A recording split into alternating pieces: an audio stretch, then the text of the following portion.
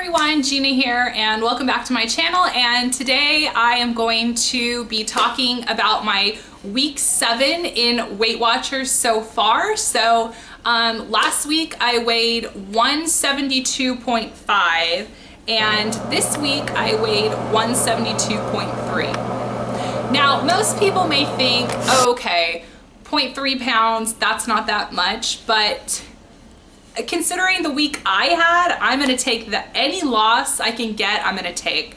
Last week I had a pretty bad cold, so I had a cough that lingered into this week. So in terms of going to the gym, I was only able to go to the gym 3 out of the 5 days. So I definitely think that that was a part to play in me only losing 0.3 pounds. But like I said, I am gonna take whatever loss I can take. And last night I was able to get my distance in at 4 miles. So I've been running about I've been running maximum 5Ks whenever I do my runs. So getting up to the 4 mile mark, that was a good goal that I met, and I did a lower speed.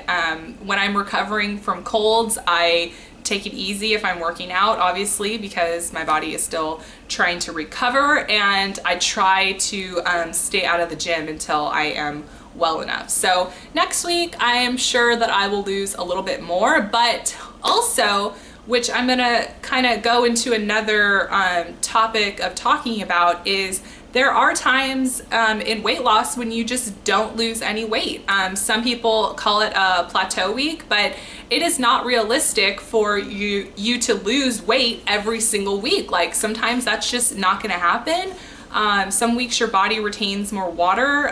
For us women, sometimes we carry on extra weight like during weeks of cycle weeks and stuff like that. So there's a lot that goes into play when it comes to weight loss. So with me knowing that, I am not going to be too discouraged with that. And again, I've lost 0.3 pounds and that's great. I'm excited about that. I am now 172.2 and that's great. I'm on my road to my goal. So another thing that I thought would be a good thing to kind of talk about here on my Fit Friday series is kind of giving you guys a background of why I choose to be so.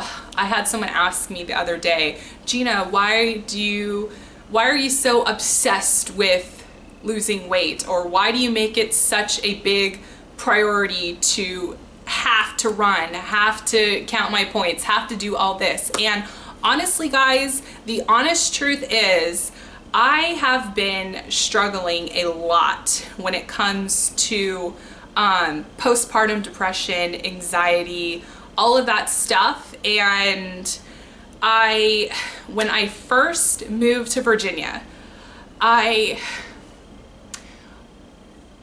just had a breakdown here. And this was right after I left. It was right after my mom left. And I felt like I was alone here, and which is totally not true because I was not alone. But I had a complete breakdown, and my husband and my parents don't even know about this, but it's been something that was only discussed with my husband, and my in-laws actually knew about it, and some of my close friends. So they knew that I was struggling. So I went to the doctor to get myself, evaluated, and it was a hard thing to have a doctor tell me that I have postpartum depression and anxiety, and she borderline told me she doesn't know if I have bipolar tendencies. So my option after that appointment was to go on medication, which I'm not saying that medication is something that is bad or anything like that. But when I was reading the different side effects of the medication she gave me, the side effects really, really scared me. Some of them being as extreme as suicidal thoughts and weight gain and all of that stuff. And I thought to myself, like, oh my God, I don't know if I feel comfortable on a medication that potentially could cause me to do something awful.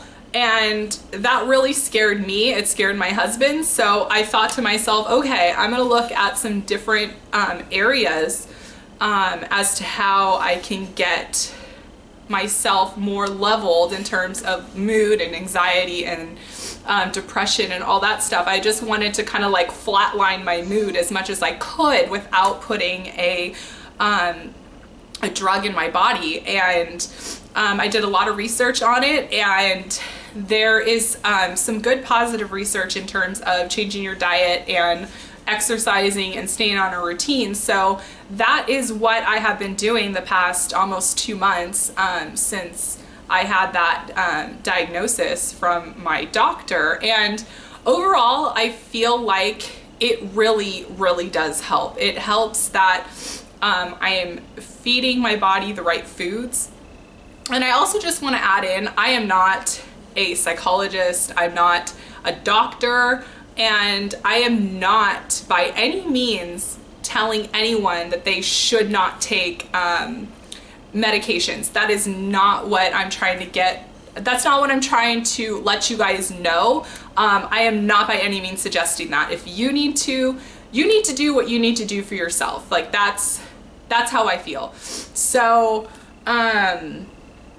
so yeah, that's where was I getting at? I kind of lost my train of thought here. So from the past 2 months, I've noticed that when I am tracking my diet, eating the right foods, working out consistently, and staying on a routine, it has really helped balance me out. It really, really has. And in terms of the different episodes that I was experiencing before, they're a lot less now. So I really think that that has really helped. So this is why I am so strict on my diet and exercise and just staying on a routine, because for me it really helps. So until so my husband and I had decided that when if my episodes came back or if things got worse, then we would reevaluate if medication is something that should be needed. And another reason why I chose against taking medication right now is because my husband and I are not 100% confirmed that we're done having children. So in the event that I became pregnant unexpectedly, I didn't want to have myself on a medication to then just have to stop medication, because some of the medications, well, the specific medication that was prescribed to me mentioned to not take while pregnant, and it could cause birth defects and all of that stuff. So I did not want to make a decision to put myself on medication if I was still considering having more children in my future. So if I was 100% not having any more children and we just, you know, closed that door completely, then I might have considered taking the medication. But that was another factor as to why I decided not to take it. So most of the time I never share stuff like this to complete strangers or the internet. I just don't do that. So hopefully maybe me opening up to you guys about that particular issue that has been going on in my life the past few months, you know, I feel like my YouTube channel is a very safe space. I feel like I have a lot of people in my circle that I trust, and they have helped me out a lot in terms of helping me cope with this. So my best friend at home, Brittany, and I'm still crying because thank you for helping me through the past few months, because you know it's been tough. But you definitely need to have those people in your life just to go to talk.